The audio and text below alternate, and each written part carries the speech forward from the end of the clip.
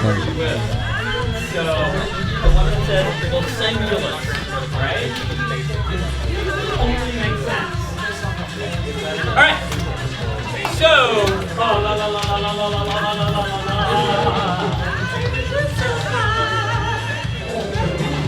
See that setup? Oh, I had that going. All right. So everyone on this side of the room, I dub thee the clock people. Okay. If you are a clock person, are you the Minutemen? Well done, well done. Even if you are wearing, is that the Warriors? Yeah.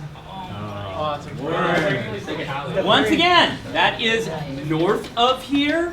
It rains and it's cold. Okay.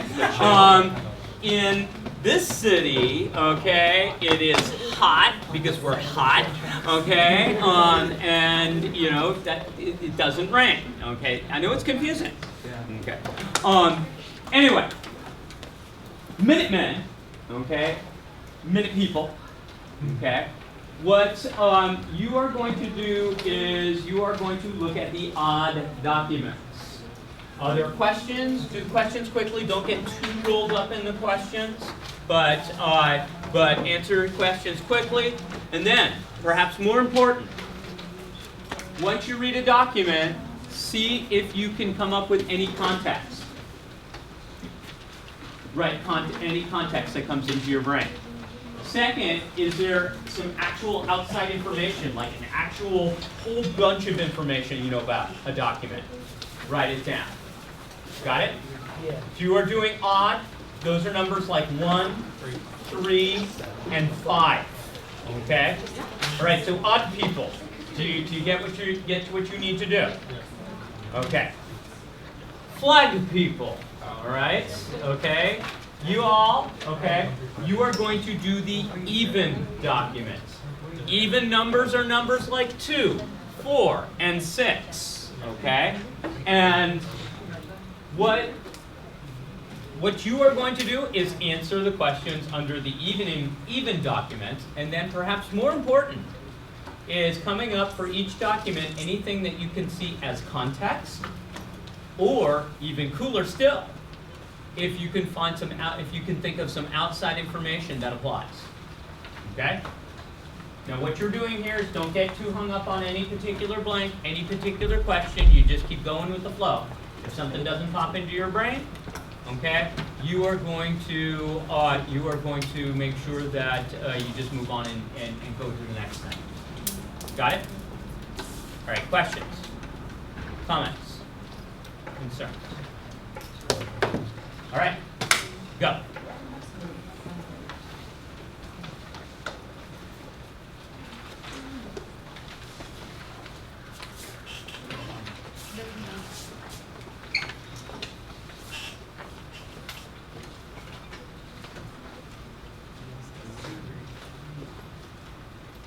I'm going to what's that? Okay.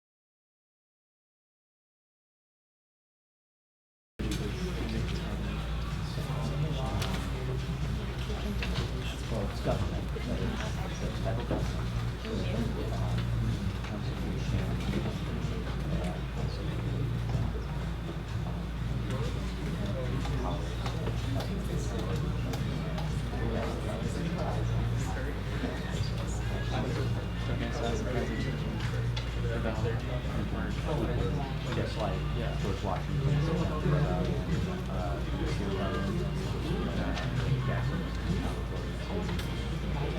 South Carolina. It's the same idea. Okay. Yeah.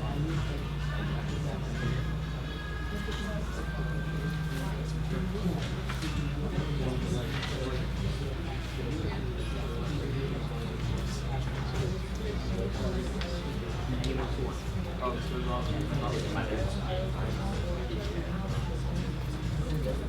All right, so are you guys getting to the done part? You need a few more minutes. Okay, a few more minutes. Okay. So your options.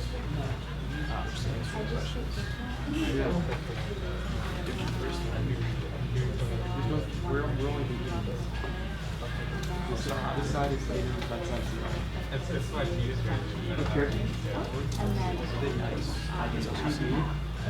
says right here, under the kind superintendent care of the master.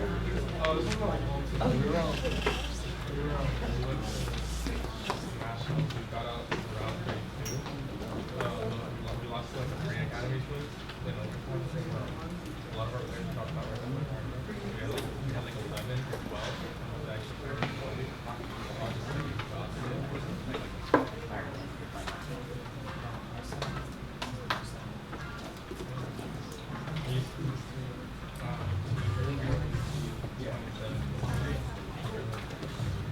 we won state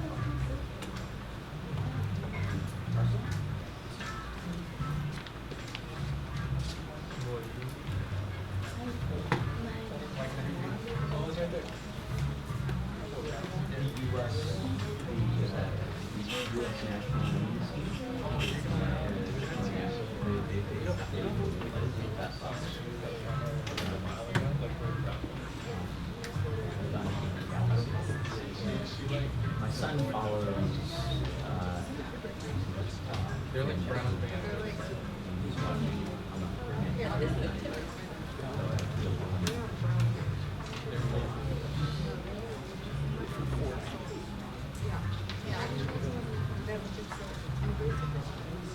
Do you have free manual labor? They were like Free manual labor. This isn't so weird. It's free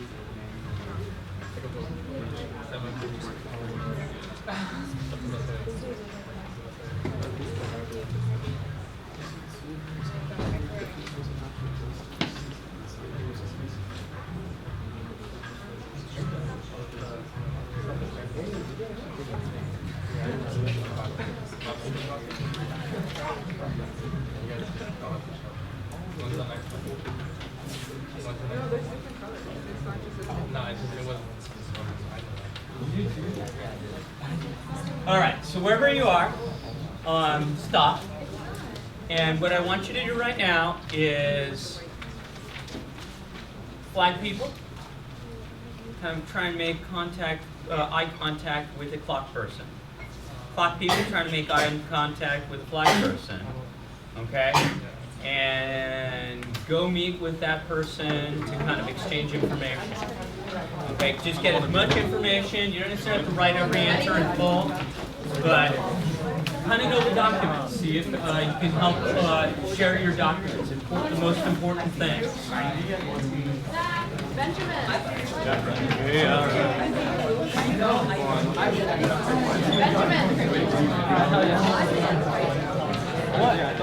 be a spare or so. If you have a spare, don't do what Voldemort does to spares. Your spare. Okay. You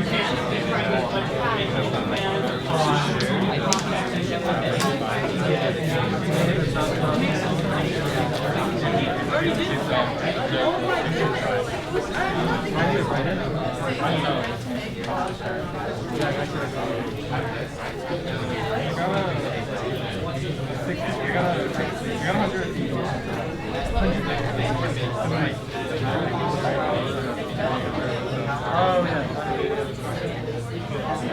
I only got 2 wrong. And then, what's the 2? You guys got the longer question. 2-0.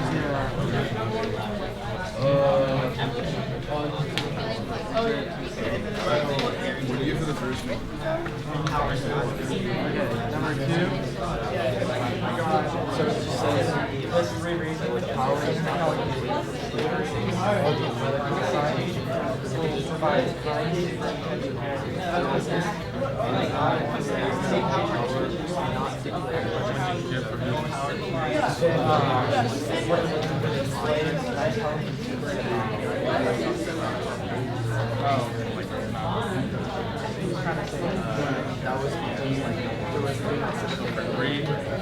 was according to Harper how an emancipation of slaves affected how the U.S. economy of the United States and Europe. According to Harper, the emancipation of slaves now brings about demand wages how it takes on. putting down any information that you think would help, so that if you were asked about this document or something like that, context, information, anything at all. So if you were to have to write something based on this document, what would help? Why does Douglas know anything about his father? Why did he choose his slave instead of his child? According to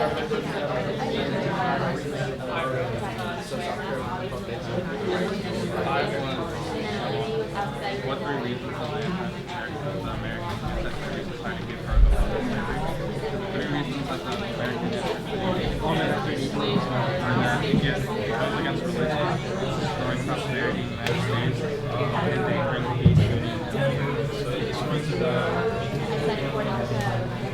it's about like trying to seek out how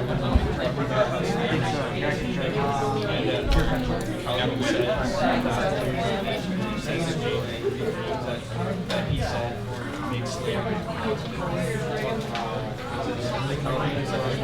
he's never been a wealthy civilized society.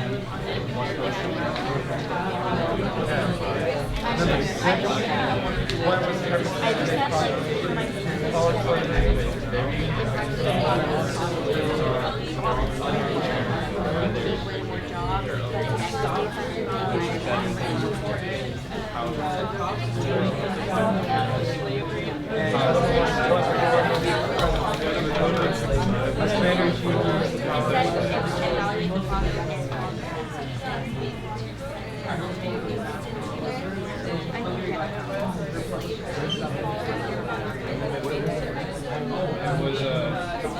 there's never been a society where one portion of it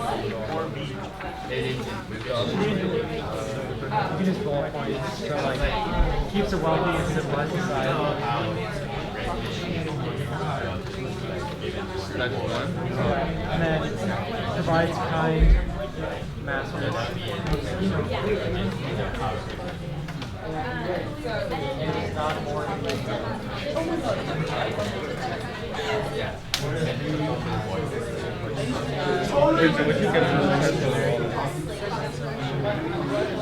remember at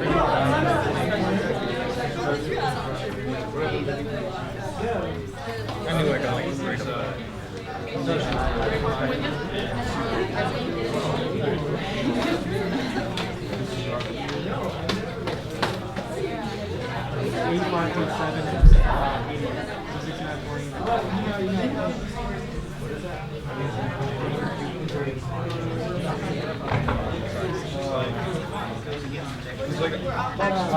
he was a slave with the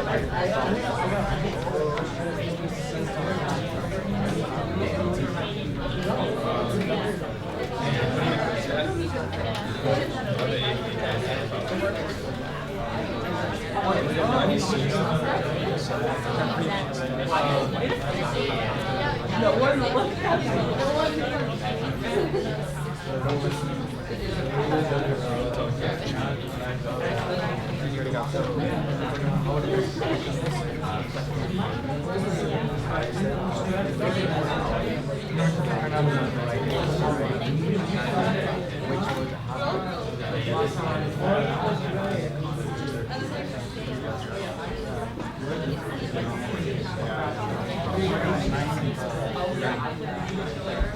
8180 other one.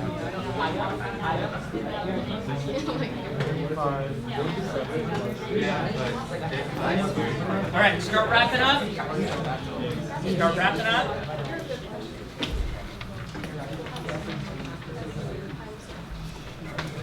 All right, so go on back to your home desk.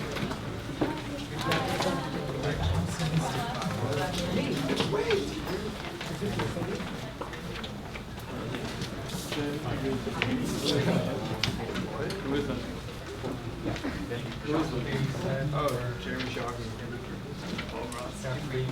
The old jersey. He's good.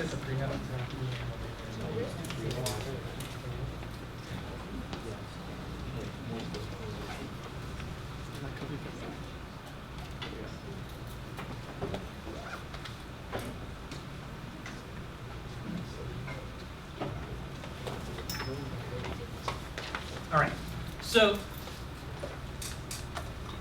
what I just kind of had you do is almost like the first steps that you would take if you were writing an actual DBQ, particularly looking at a document, trying to figure out kind of what it says, what it's about, finding context and seeing if there's any additional information that kind of pops into your brain, almost like a brainstorming. So what we're going to do for your practice essay that is due for this unit is that this is the question, okay? You're going to practice writing a DBQ. You've already done part of the hard work already, just as a group, kind of getting the information together in your brain. The question, the prompt, I'm going to let you kind of almost self-create the prompt. Look at the front page. You ever see on the front page in that box that has kind of 3 mini questions in it? I want you to try and take those 3 mini questions and turn them into kind of one prompt, if that makes sense. So you're going to create a question that basically talks about, I would put the most weight on the third part. Describe the role of government in determining the continuation or abolishment of slavery. But also make sure that the way you create your question, it talks about arguments of people who supported slavery and people who opposed slavery. So you got to make sure that you are doing, in effect, both. Okay, if that makes sense. Once you kind of create a question, in order to get full credit for this essay, you simply need to write a thesis paragraph. You're attempting to write a complex split thesis like the way that we talked about before. And you have enough body paragraphs, I'm suggesting 3, where you're able to kind of flush out these ideas. And you're going to basically using documents as evidence. Okay, does that make sense? And finally, I'm going to make a change. Initially, I had the practice essay on due at midnight on the 22nd. Millie Wise had a really bad time for an assignment to be due. Why? Yeah, homecoming. That's just like completely rude. So since I was so rude in my choice of date, I'm going to make it due on the 23rd. Okay? What? That's still awful. That's not. Oh, it is not. Thank you. All right. So try and get it in by midnight on Sunday. If you have issues, you need to do it a little bit later, fine. But it needs to be ahead of the test. Okay? This is meant to be a practice for you to make sure that you have written a kind of practice writing a DBQ before you actually have to write a DBQ in class. Does that make sense? There's no good reason not to do this practice because a lot of the hard work you just did. Does that make sense? All right, so when you're writing a DBQ, you should have out, while you're writing the rubric, you all should have copies of the rubric. And what you're going to basically do is try to kind of cross things off, see if you can get the things done.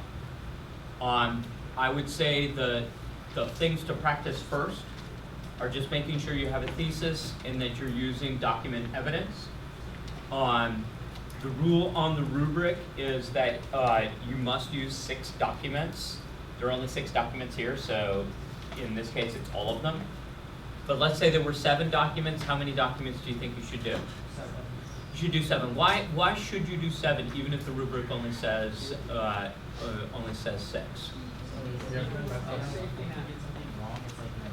Yeah. So you attempt. Let's say you attempted all 6 and you didn't do one right. Then in the brain of a grader, you only attempted 5. And if you only attempted 5, you're not making the point. So anytime you can do at least one more than what's on the rubric, do it. Okay, does that make sense? Secondly, on the rubric, it says that you have to do at least 4 documents. You do something extra, such as use context or that type of thing. But you should know context now for all 6 documents, right?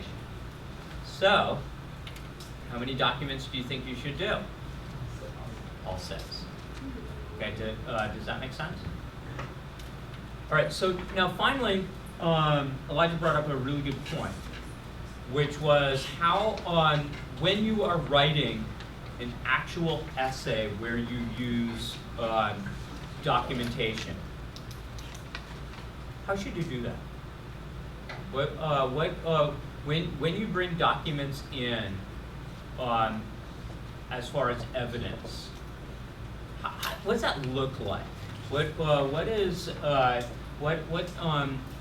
would the reader be? Okay, so like since you brought up the point. Well, you'd like use it. You wouldn't quote it, but you'd use it just for your argument. So like either analyze it or yeah, something like that. Yeah, and so it's use it, but the way you're using it is by paraphrasing. So what is what some people think that the way that you get credit for a document is just to quote it. But what do you guys do when you hit those little quote passages as you're reading the textbook? You know you do this. What do you do? What do you do? Say it loud. You skip them. Yeah. And so what happens is oftentimes when you see things in quotes, you have a tendency to go, okay, whatever, and move on. That's why you want to make sure that you take what's in the document, you put it into your own words. And what that does is it shows the reader that you actually are processing, you are actually understanding, you are actually doing something with the information, not just barfing somebody else's words onto a page. Okay? Doesn't take much brain work to take someone else's words and write them down as your own. Okay? Yes, sir? How do we cite? That's a very good question. How do you think you should cite them? Do we, at the end of our sentence, do we want parentheses? That would be a really good thing to do. So I'm still seeing paraphrasing at the end of the sentence, in parentheses maybe dot 1.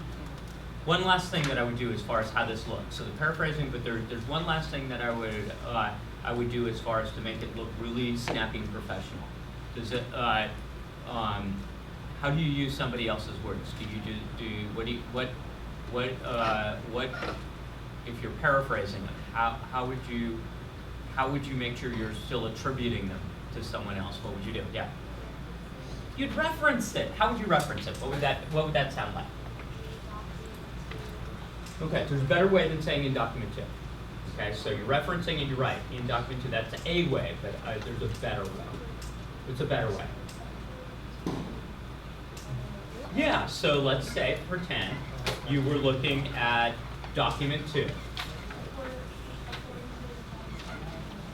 According to John C. Calhoun.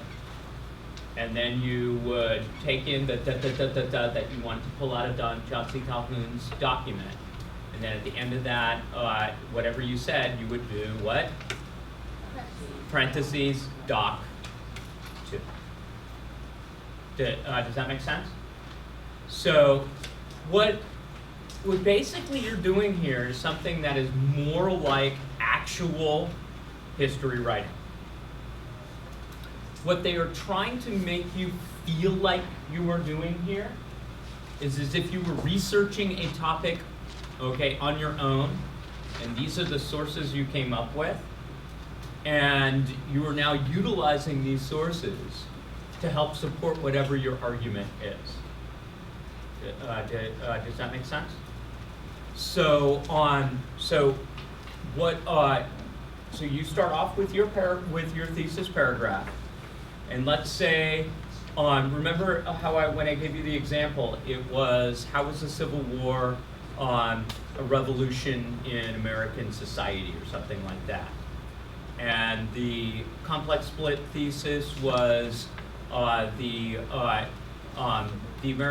Civil War was a revolution in America politically, socially, and constitutionally. Politically it was, socially it was, constitutionally it was. That was all the introductory paragraph, so it's really meaty, you knew exactly where they were going. What you would do with those 3 different things is those in effect are your categories. And you're now going to fit your documents to fit those ideas. And does it matter? Let's say you had 3 documents to support one of the paragraphs, 2 documents to support the other paragraph, and only 1 document to support the 3rd paragraph. Does that matter? No, it does not matter.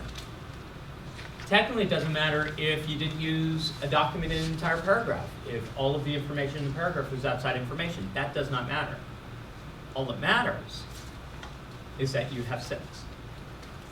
Does that make sense? So it is you the author, who gets to decide how the documents get used, how they get manipulated. It's much more freeing. You're actually writing almost as if you were actually writing your own essay. Wait, you are writing your own essay. Okay? Yeah. So that has been replaced with a more general category that we call outside information.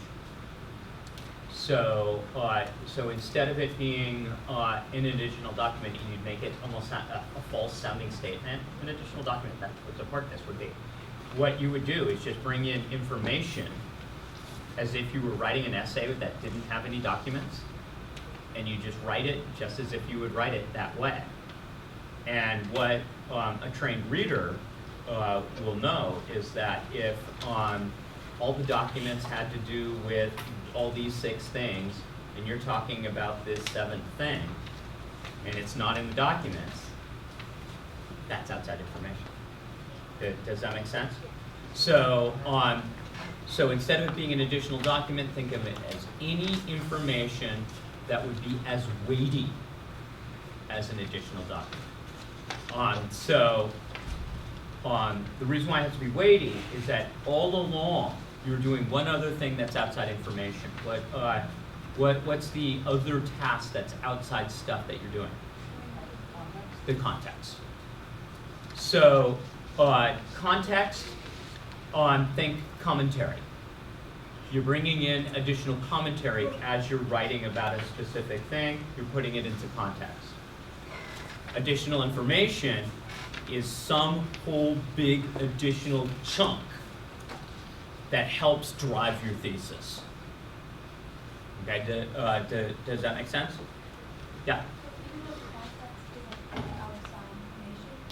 For it to count as additional or outside information, it has to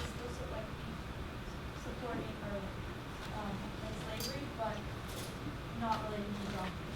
Yeah, well, it's not related to the document, it's additional. So let's say, yeah, it's not from them. So basically, just think of weight.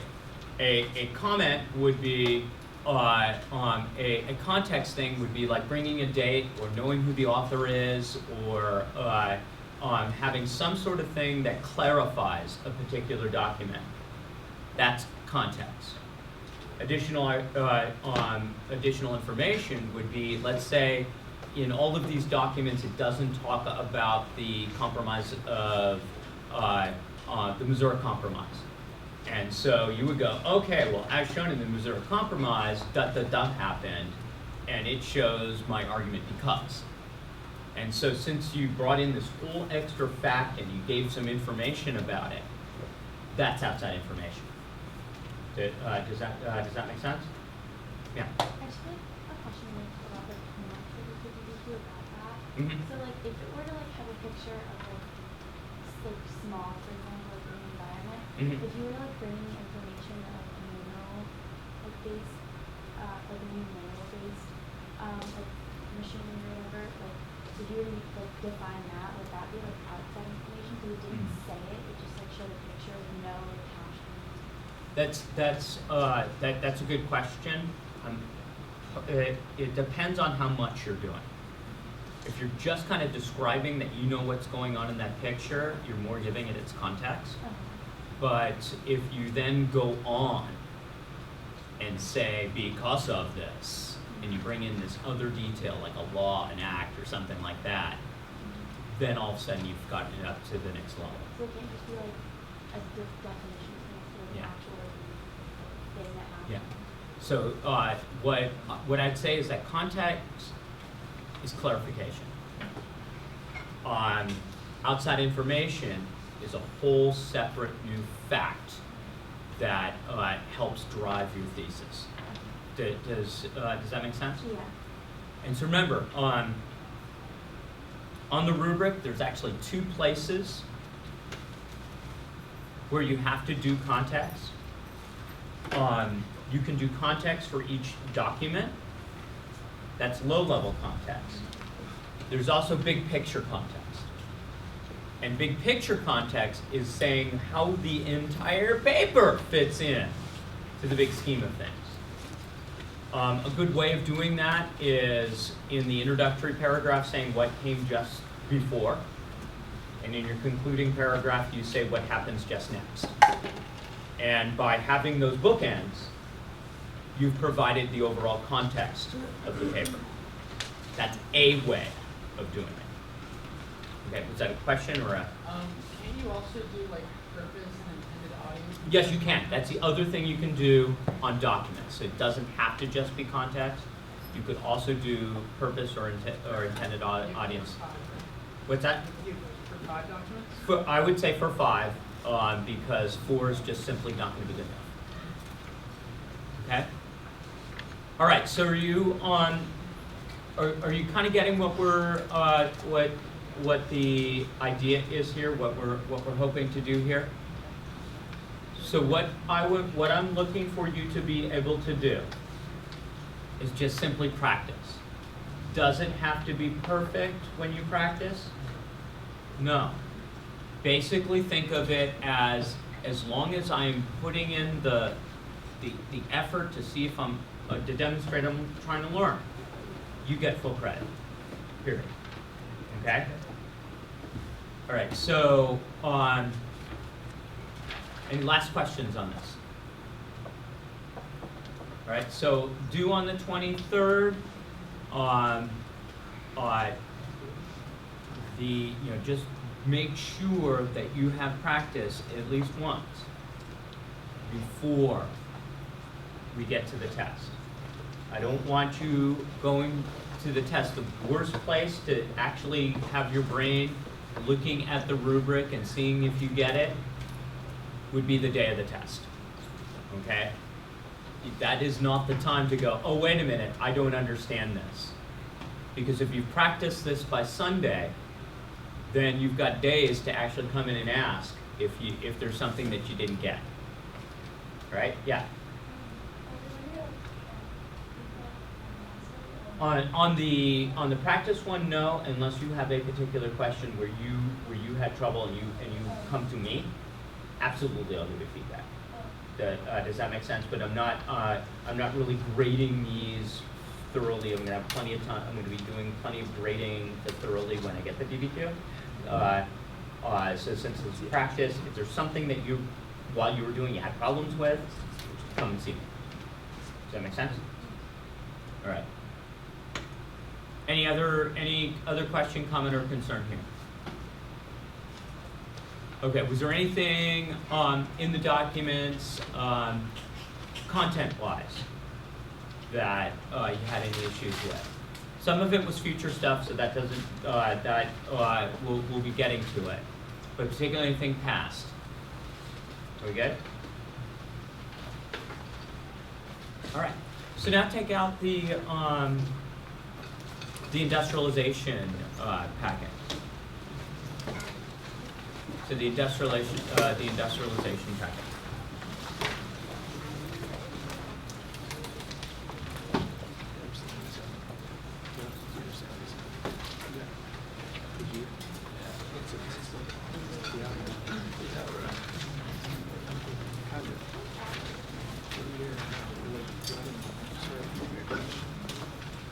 It's on the back table. So, one more time, again, my goal is to make you as comfortable with looking at documents as possible. And so, once again, this was having you look at documents, see if you can basically, feel free to force. Can you, when you look at a document, can you find the basic information necessary in order to write kind of a DBQ type of paper? And so if you, this kind of broke everything down by little parts, but the basic idea is that if you can do this part, you can bring it all together for the bigger essay. And so what I'm trying to do is get you not scared of a DBQ. Did anyone have any questions or concerns or comments on what we were trying to do here?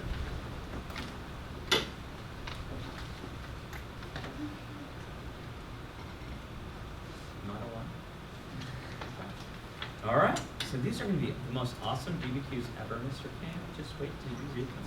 Okay, so, oh yeah. So, will there never be a need for a counter-argument? So, counter-argument, there's a better way of kind of talking about to use a counter-argument. Let's say if there's a document that you want to incorporate, but it doesn't fit your thesis. What's the best way to handle that? Do you guys know what? So let's say like you're looking at all these documents, and there's a document in order to try and get all of them in, like Mr. King wants them all in. How can you bring in a document that may have a counter argument or an opposing view to yours? How do you handle that? Ricky, how do you handle that? You would say like, some would say like, their counter argument, and you would say but, and then you would say how it's wrong. Right, and do you know what that is actually called when you make that type of statement? Do you know what it's called? Concession? It's called a concession. So a way of bringing in a counter argument is to basically set it up as a concession. And then what you do is you either turn around and try and refute it, or you can or what's another way? What can you? I was gonna say, can you like, let's say one of these documents says that like, oh, the children working in the factories had perfect conditions, blah blah blah. could you use that and say like, oh, people said this at the same time in an interview of a old child factory worker? They said they were injured and had very like Right. middle grades. And then I would add, to be able to get your point of view thing, it's obvious that the person who wrote the first thing's point of view was from, and attempt to argue it that way. So you can have those types of little things engaged in your essay, and it actually, in a weird way, can strengthen your point, because you're at least acknowledging the other side. Yeah. But if you use, like, he said, like, one document in there to strengthen and one to, like, oppose it, would the, like, thing that you use to oppose it count for points for, like, a document? Yes. It would? Yes. Okay. Yes, it does. So that's and that's kind of what they're looking for. Yeah. Because what you're going to find is that are things ever absolutely simple and fully perfectly clear? And what so as a good historian, what you need to do is be able to take maybe two documents that have opposing views and reconcile them in some way. And the tools you have for reconciliation are point of view, context. Those are going to be things that will help clarify why someone would have said why they said what they said, and who they are might be a very important clue. Does that make sense? So yes, even if it's using it in that way, you're getting points for that document. Yeah. Could you use like a point of view, like kind of like, so like because they're biased towards something that's wrong, like could you say something? You could that point of view is, yeah, you might be saying that that's an expression of bias because of who they were. A factory owner is very, very unlikely to think there's anything wrong with their factory. So you can make those inferences. Okay. All right. Any other questions on this? All right. So we're getting close to that test. That test is next Thursday. Okay. So and our class periods we're only going to have on what today is Wednesday. So we're getting Friday and then the following Tuesday. And Friday, let's see, I think fourth period is going to blow up. But I think hopefully we're going to come in here and it's going to be cooler than it is out on the field. You'll have been out on the field. You'll have been wearing black. So coming into here and it being cooler, we'll all just kind of chill for a moment, and then we'll be fine.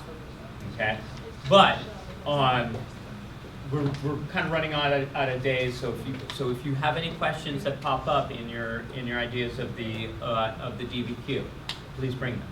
Yes, sir. Just like today. Yeah. So you get two more opportunities. You get tomorrow, you have to twin. Okay? And then on Friday, you have to draw more rays of the sun to Palisades Charter High School by wearing all black. Yeah. Oh no, you can't get advance. It's so. But tomorrow is swing. Okay. All right.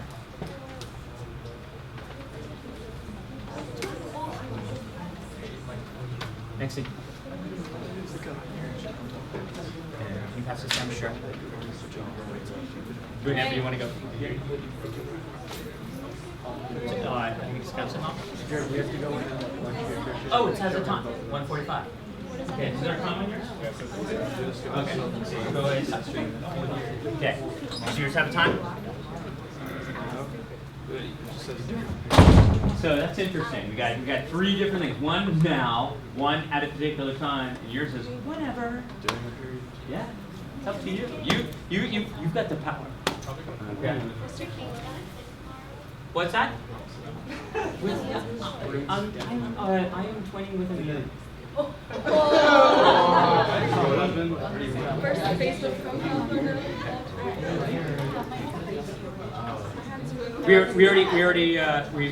So. I don't think she knows if she got shut down.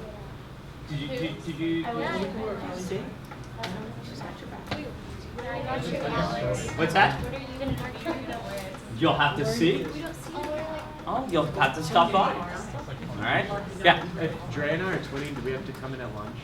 So what you have to do is I need to see both twins in order to. Yeah. All right. All right. So, can you pass forward your packet? Pass forward your packet? Yes, sir.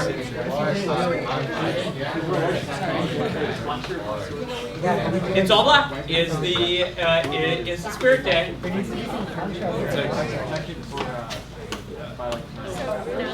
I confirm this? Maybe I'll just. I can't help. To be honest. More people. More. Ooh. All right, Abner. It's like worse. You have been nominated for a homecoming short. Okay. Ooh. Okay. If you do not want to be on the ballot, come see Miss Newbill right now to be removed from the ballot. Okay?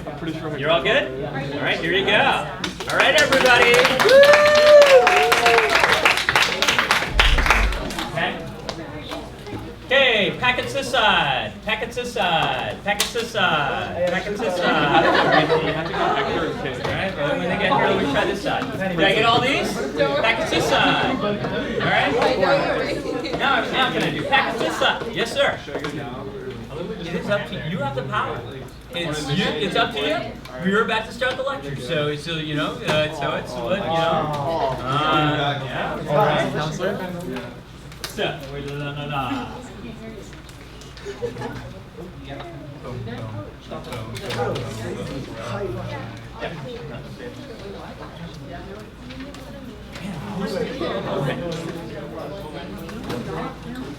all right, so everybody kind of stand for a moment, do kind of a break shake. No more.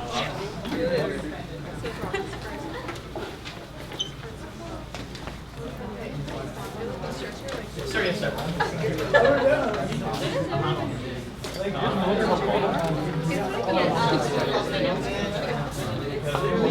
No, class no. Class this is good.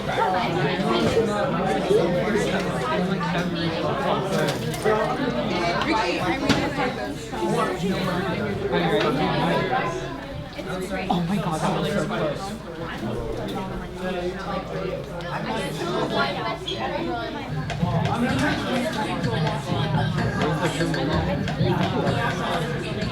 I honestly like this one.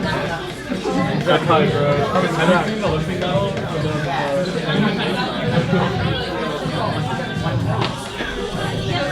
Not sure they belong in different places. It's just yes, bro. Like, oh my god, bro. Like they've shipped Hector and Kate together like 10 times. It's so funny. Alright, so like my friend. come on back to your seat, please. We're trying to get them open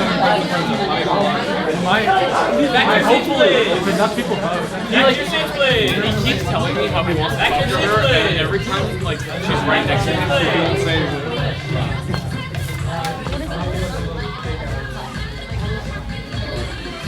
It's gonna be funny. My goal is we'll be done chapter 11. Okay. Yeah, the last one in chapter 11 should be, it might be by the beginning of chapter 12. I'll start with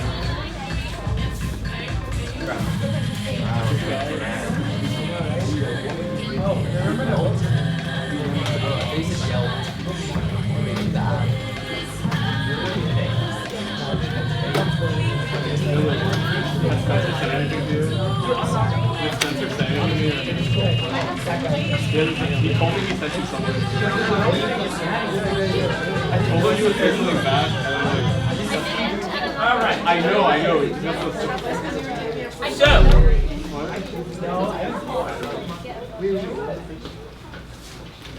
when last we met, we talked about the abolitionists. Today we're going to kind of shift gears, and we're going to talk about another movement that emerged at about that same time, and that's the women's movement. Now, first of all, you got to kind of know what it was like. So you have a change over time, you need to know what it changed from.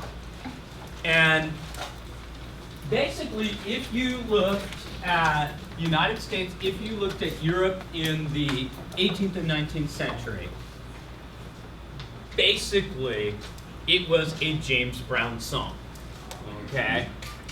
It's a man's world, okay? That basically, society was one that was completely male-dominated. Now, the way that the society had changed into what it was in the 18th and 19th century, a lot of that was something that had actually happened because of a big event in the 18th, 19th century. And what that big event was the Industrial Revolution. What the Industrial Revolution did is it took a society where, yes, there were gender roles, but in rural society, it was about your farm. And as far as running that farm, it was all hands on deck. Everybody within the household getting the stuff done. Okay, so yes, there were gender roles within that, but it was all within kind of the same sphere. What happened with the Industrial Revolution is society is altered, where in some households, what would happen is there would become a separation of the spheres. You would have one group of people kind of leaving the home and basically earning money or whatnot outside the home. And then there was someone else that became, Sorry. good luck, okay? And then there would be someone else who would actually be responsible for what happens at the home. In this case, it was women, and women were expected to immerse themselves in the home.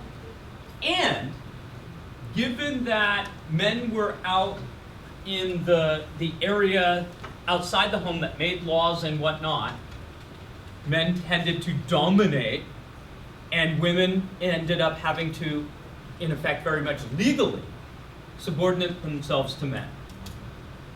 So one more time, this separate spheres idea.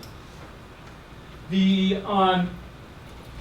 new economic system, which was industrialization, had basically separated men and women into these distinct roles.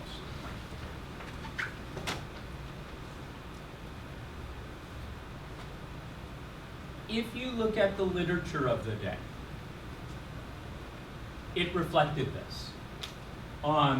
Books, magazines like Godey's Ladies Book, and the Treatise on Domestic Economy, which just even in its name, kind of shows you what the role expected for women of that society to be, was that it was about homemaking. All right. So there's this economic change, but it's also a legal one. Legally, married women could not retain title to their own property. So basically, think about it. In society at that time, you would have women when they were young. Usually, the person who owned property would be the father. For most women, the next stage in life was then to get married. Okay? And the property holder would be the husband.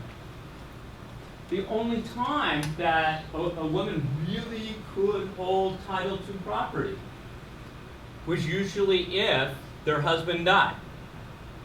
They could then hold property, but guess what?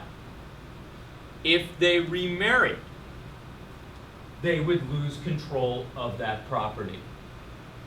Secondly, if a husband died and a woman had control over the property, and then, but she had a son, and that son turned of legal age, let's say 18, then he would gain control of the property.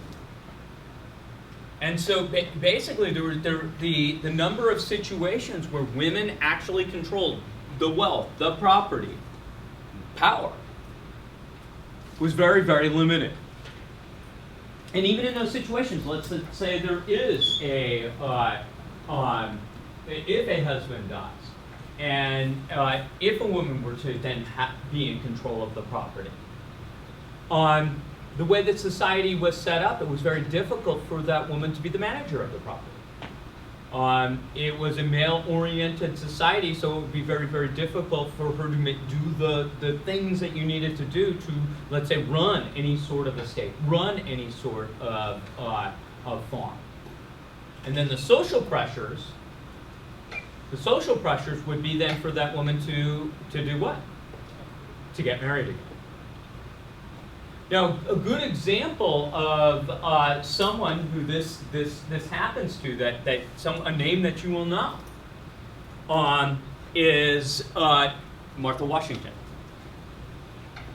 Martha Washington had been married, but her husband dies. Okay. She is then in control of property, lots of property. In fact, much more property, both land property and slave property, than George Washington had.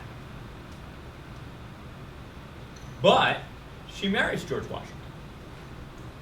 And when she marries George Washington, who got control over all of her land, all of her slave property, guess who controls it all? George Washington. Now, George Washington himself, he actually only controlled it until Martha Washington's son from her first husband turned 18. So in other words, in almost every situation, who was basically going to be at a loss economically under that system? Women. Okay, so you're kind of seeing the position, both social pressures, okay, and just actual law, and basically the effect of that economically is that women's rights, roles, and whatnot were very limited. Okay, does that make sense so far? Now, in our era, we are going to see some, okay, not all change, but some change. And change, usually when it happens, there's going to be some sort of, so in chemistry, what is it that helps make some sort of catalyst, right? So the catalyst isn't necessarily the thing that actually makes the change, but it may get the change going, get the thing moving. And the catalyst that helps bring about change in this era will be the Second Great Awakening. Okay? In the Second Great Awakening, big religious revival. And one of the leaders in this Second Great Awakening was a guy by the name of Charles Grandison Finney. And what Charles Grandison Finney was basically hoping to prepare for was a second coming But the only way the second coming could really truly happen would be if there was on a perfect Christian kingdom on earth. This would be what we would call perfectionism. And one of the things he thought that we could not obtain human perfectionism if people continued to drink alcohol, if people continued to practice slavery. So Finney says this needs to end. Society needs to change. He then does one other thing. He says that the people that really can help spread this word, that these changes should happen, are women. He basically says that women should come out and publicly pray. They should publicly inform people that alcohol and slavery are wrong. And so basically what he starts to do is he makes something that had not been socially acceptable. So what that socially acceptable thing is women out there in public telling people that this is what they should do, this is what they should believe. He basically says that hey, because this is so important for humans to become perfect, you should listen to these messengers. Okay, does that make sense? Now, what happens is women start joining these religious revivals, and then they go further.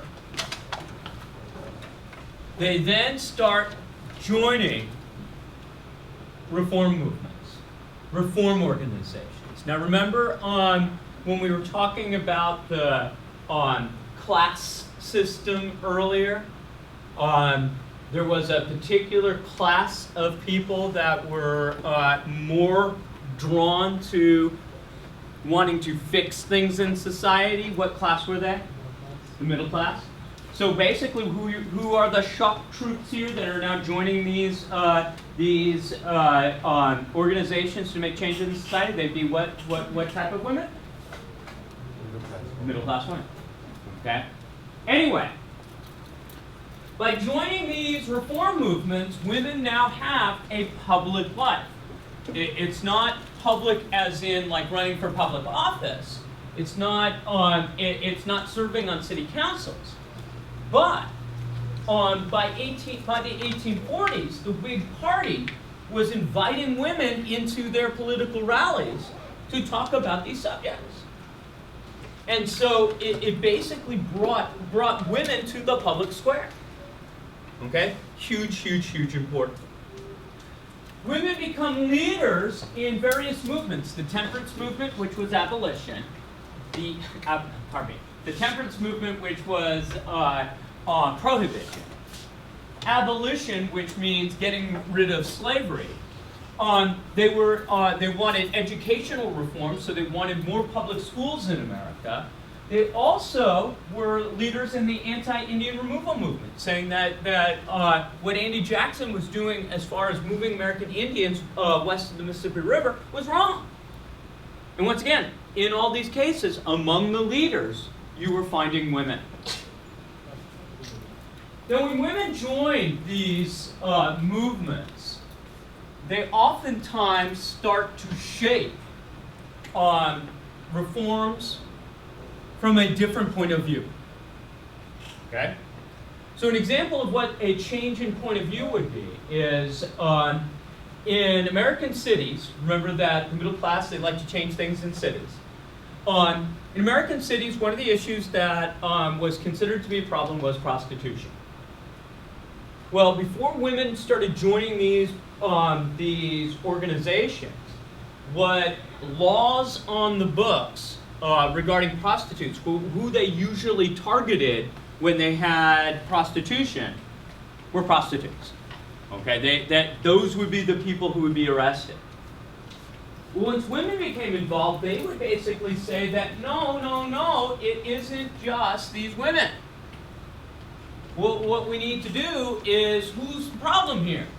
Okay, who's part of this problem? Obviously, the men are.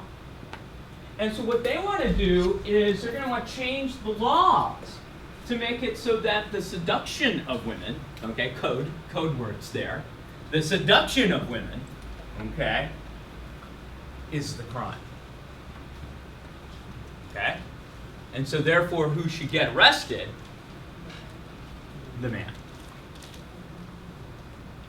So do you see how a different point of view may lead to a change in the law? Right? Does this make sense? All right. So women are now part of these reform movements. So there's a change over time. Women not so much on the public square.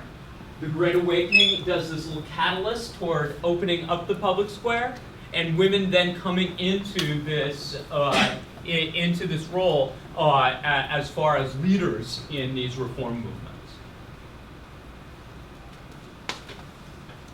What I'm going to do right now is a quick case study on how a particular woman leader was able to foment change. Her name was Dorothea Dix, okay? And what Dorothea Dix wanted to fix, or what she ends up being a leader in, was fixing conditions for people that had mental illness. So first of all, just kind of getting a picture of what, even today, is there a lot of understanding for people that have mental disabilities? It's a very tough thing to figure out. There are all sorts of issues and whatnot with the human brain that we're just starting to scratch the surface on. Well, let's just say that back in the 1830s and 1840s, we were worse off than we are now. And basically what sometimes would happen is that if someone started to exhibit, some sort of mental difficulty, the way that people kind of reacted was, ooh, they're behaving a little oddly. Okay, they're acting different. And at first it might just be, oh, whatever, Aunt Sally just acts that way. But eventually what sometimes happens is the families would just try to take that person and make them go away. Okay, so it's like, like Harry Potter, you don't want him out there before all the public doing the weird things that Harry Potter might do. So you want him to stay upstairs, okay, away from everybody else, okay? Well, if you're locked away, is that necessarily helping the problem, or what might it actually be doing? It might make it worse. You're cut off from everybody else, and what happens is your behavior might end up being worse. You might not, dropping a cake on someone's head or something. Anyway, what happens when Are you talking about what happened at lunch? I don't know. We'll find out later.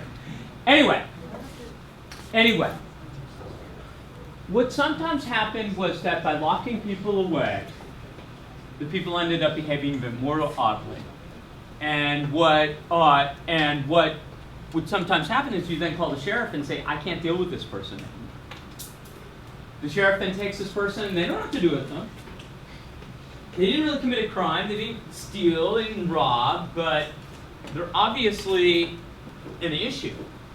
And so sometimes these people are just simply thrown into a jail cell. You throw somebody in a jail cell that has a mental disability, is this going to help her or is this going to hurt? And oftentimes what will happen is this person might act out.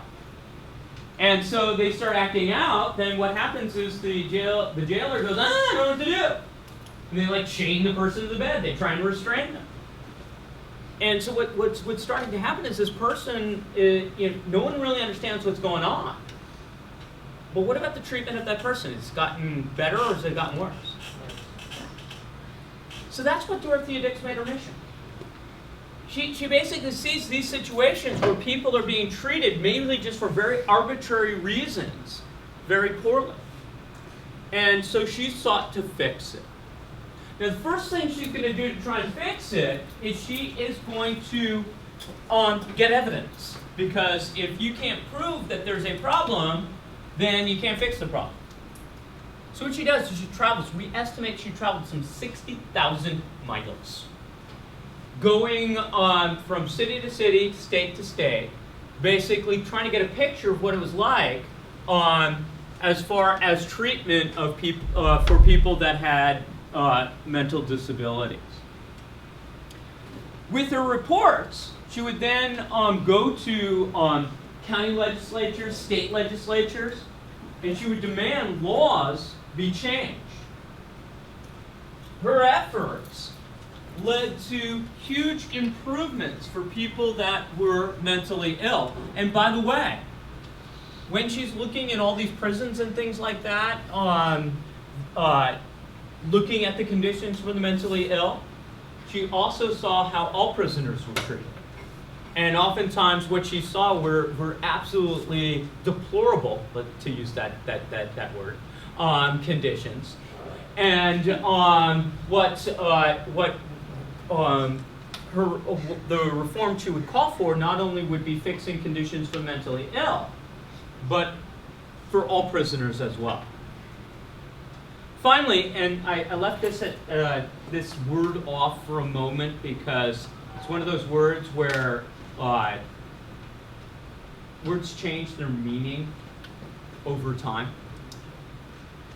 So she started a movement, okay, known as the asylum movement.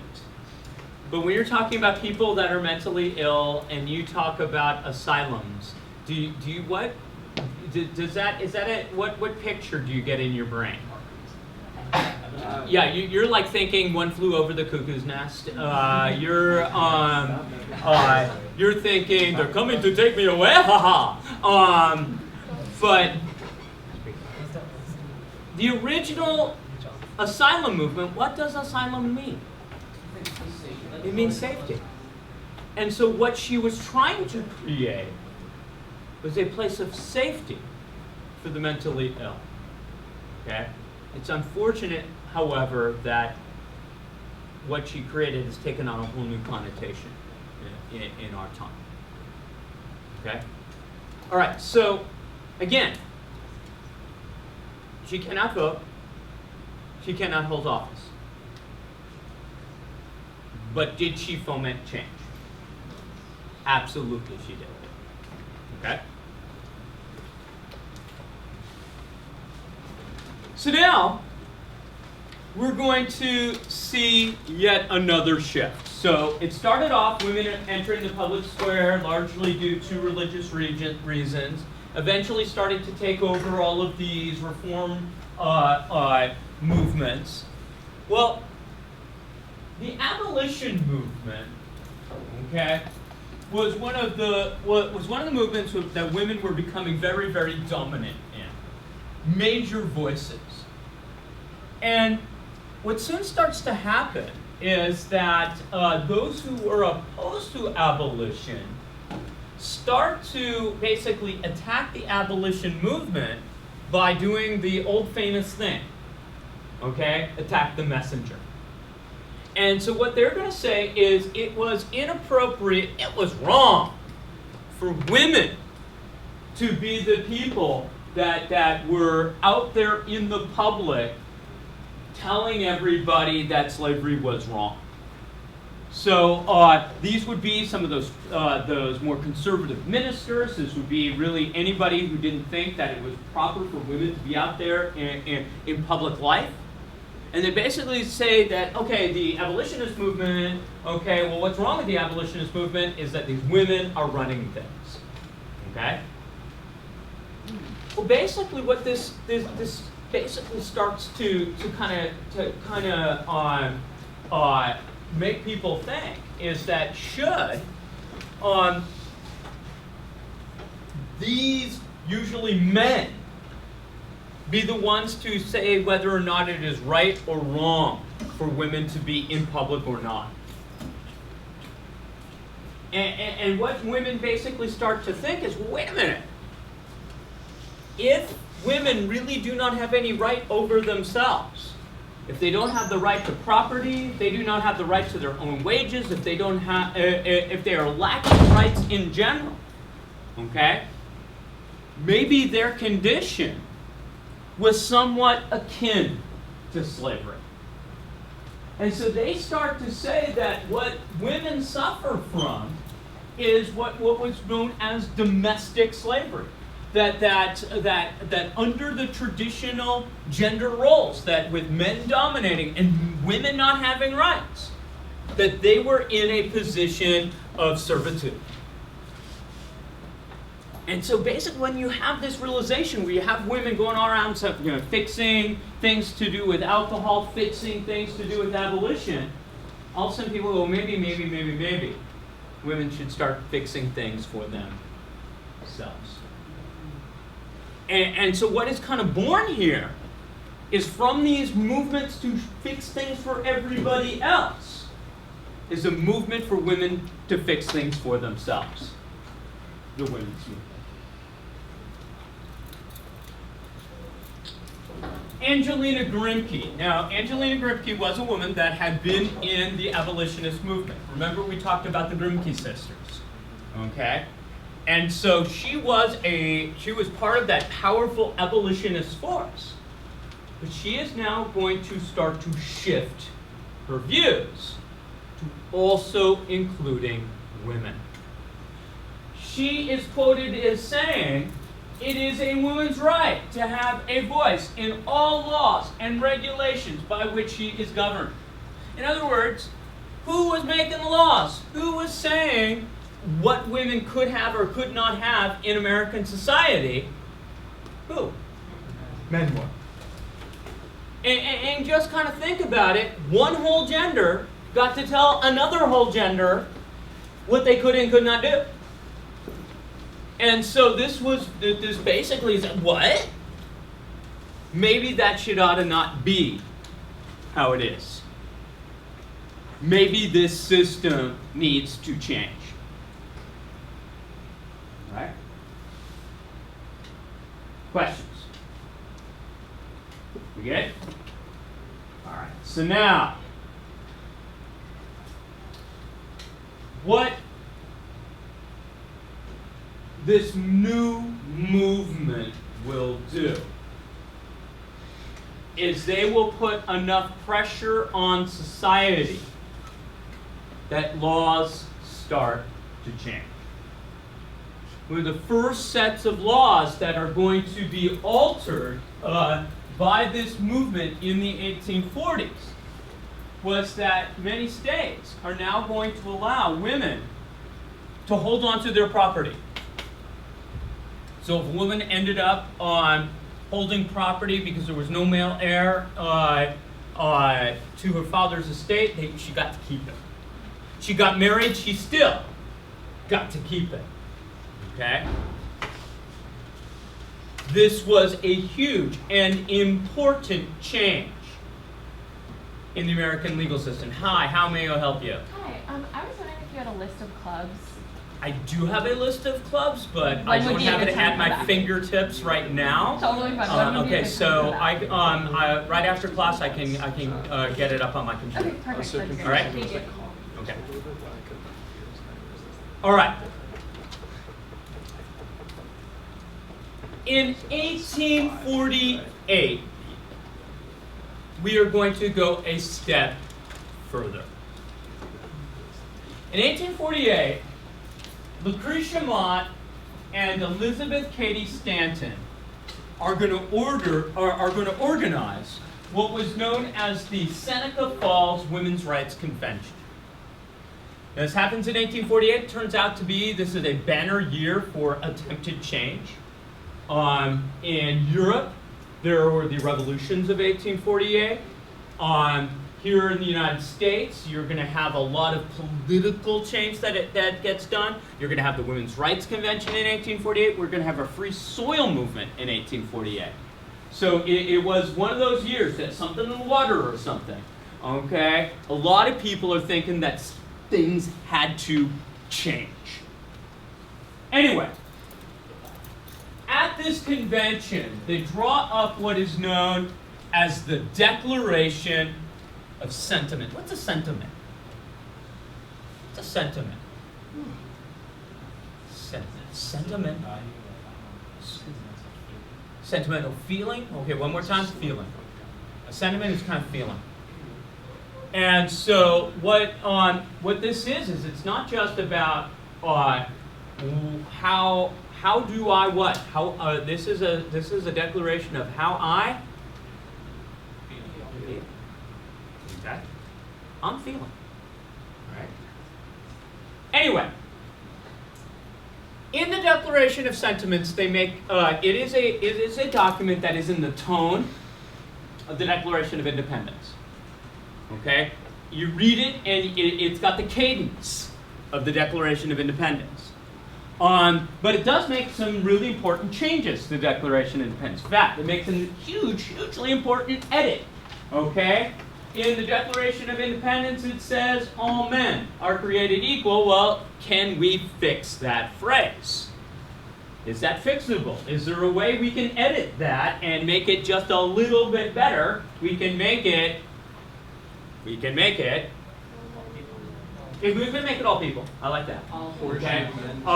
What they did was all men and women are created equal. They then go on to basically say the problems. Now, in the Declaration of Independence, they say, Thomas Jefferson says he does this, he did that, he did the other. When Thomas Jefferson was talking about he, who was he? King. The king. Okay. In the Declaration of Independence, they keep he. He, who do you think he is in the Declaration of Sentiments? Men in general. Okay? Anyway, this convention ends up encouraging activism, and among those who is encouraged, if the women's rights movement had a group that we shall call the Founding Mothers, okay, they would be Lucretia Mott, Elizabeth Cady Stanton, and Susan B. Anthony.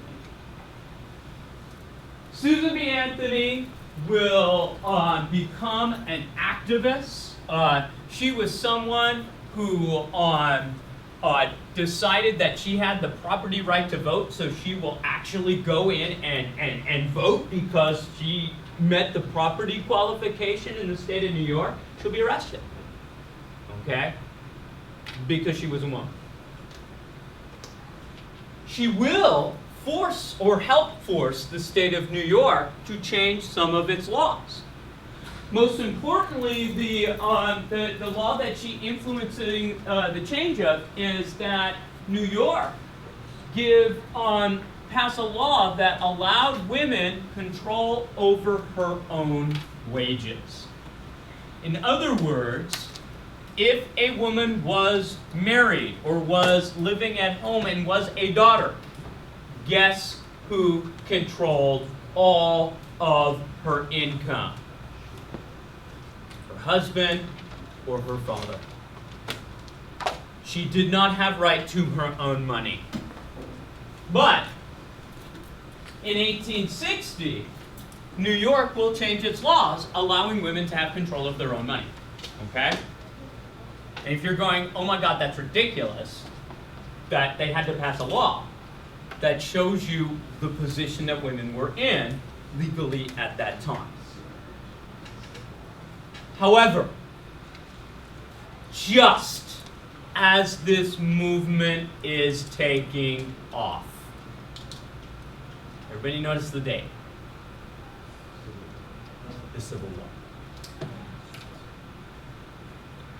So just as this movement is taking off, it hits a buzzsaw. And what the buzzsaw was is that the abolitionist, the institution of slavery, that issue becomes the big issue of focus in the United States. So much so that we do have a civil war. But if you're having an issue that's getting so much stuff that it's going to cause a civil war, what happens to this other issue? It gets overshadowed. It gets eclipsed. And so what happens is basically by the end of the 1850s and certainly through the 1860s, on rights for ending slavery, rights for African Americans, this becomes the big focus in the United States. In the 1860s, we're going to start making major changes to the United States Constitution, revolutionary changes to the United States Constitution. We end slavery in the 13th Amendment. We grant all people, including African Americans born on American soil, citizenship. And then we draw up what is known as the 15th Amendment. Now, given that women were among the leaders in the abolitionist movement, when the original draft of the 15th Amendment was created, it called for all African Americans and women to get the right to vote.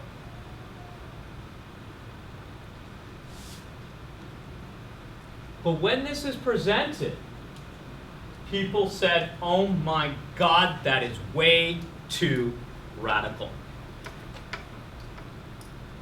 And if we push for something this radical, we may not get either thing. And so they edited out women.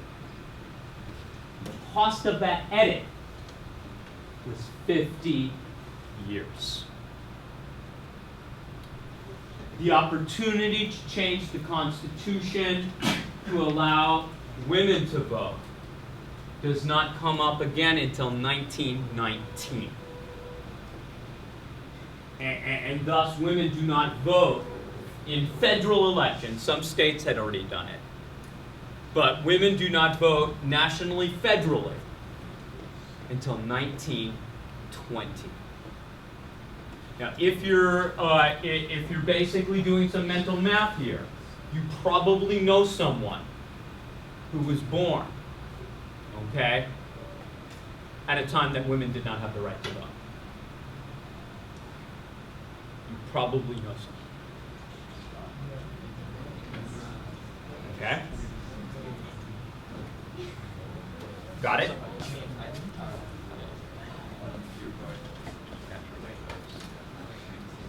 Yeah. So you probably know someone. At least someone that maybe recently died. But so maybe I'll rephrase that. You knew someone. Okay? If you had a grandparent or something like that that recently passed. My dad just recently passed. Okay? Yeah.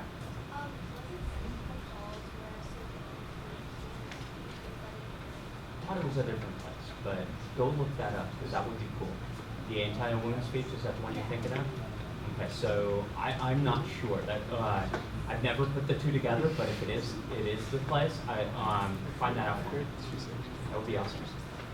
You can do it now. Google it. All right. So is there does everybody get kind of the picture we're talking about today?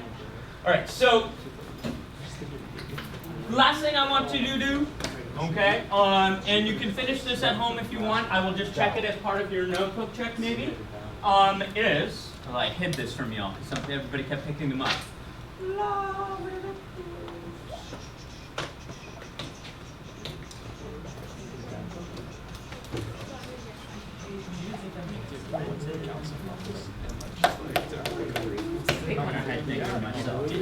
So good at it.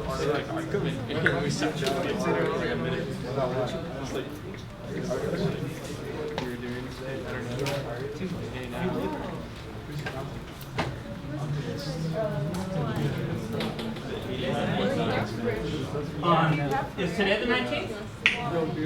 All day? As a matter of fact. Under my food. All right, so what I want you to do with this document is a little technique I call the C-triple-P. Okay? The C-triple-P. What you do with the C-triple-P is you look at a document, you see if you can find any context. Then you look to see if you can find a point of view. Then you look to see if there's any sort of purpose involved. And then finally, you paraphrase it. Okay? So, one more time, the C triple P. Okay? You try and find some context. Yeah, okay? You try and find some point of view. Okay? You try to find the purpose. You try paraphrase. Okay? The C triple P. Okay? The C triple P. So, now the beauty of the C triple P is this. The technique is supposed to be one in which you try all the letters. It doesn't mean that every single one fits. Okay? You just kind of throw it. You go, ooh, is there context here? Is there a date? Is there an event? Is there a person? Then you move on. Then you go and you go, is there a point of view going on here? Whoa, I can find it. And then you go and you see is there a purpose? And you dig that out. And then finally, the thing you can always do is paraphrase it. What's it saying? Okay, so C triple P. By the way, you could C triple P a document when you are doing the stimulus-based multiple choice. You could do a C triple P for the document that is at the top of a short answer question. You could do the C triple P in a document that you found in the middle of a BBQ. Handy tool, the C triple P.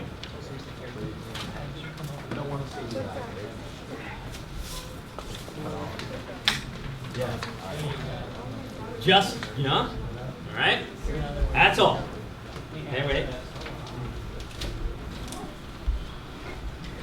C triple P'ing this.